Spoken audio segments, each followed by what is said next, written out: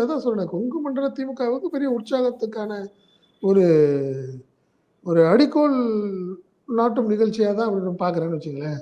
குறிப்பா பார்த்தீங்கன்னா, திமுக விட்டுருங்க. அண்ணா திமுகவும், பாஜகவும் கொங்குவ தான் முழுக்க முழுக்க கான்சன்ட்ரேட் பண்றாங்க.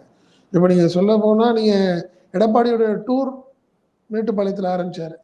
கொங்குலேருந்து தான் ஆரம்பிக்கிறாருன்னு வச்சுக்கங்களேன். நீங்க அமித்ஷா நிகழ்ச்சிகளா இருக்கட்டும், நீங்க பாஜக நிகழ்ச்சிகளும் பார்த்தீங்கன்னா, பெரும்பாலும் பார்த்தீங்கன்னா, கொங்கு பெல்ட்ல தான் ஆரம்பிப்பாங்க. அவங்க காரணம் என்னன்னா, அங்க இருக்கிற வாக்குகள தக்க வச்சுக்கணும். அப்படிங்கிறது தான் 2 பேருடைய கான்சன்ட்ரேஷனும் அதில தான் போயிட்டுருக்கு. ஸோ இந்த முறை திமுக வந்து முழுக்க முழுக்க ஏன்னா கிட்டத்தட்ட எல்லா இடத்துலயும் டாமினேட் பண்ணிட்டோம். கொங்கு மண்டலம் மட்டும் நம்மளுக்கு இன்னும் பெரிய லெவல்ல பிடி குடுக்கல. அப்படிங்கிற வருத்தம் அவங்களுக்கு இருக்கு.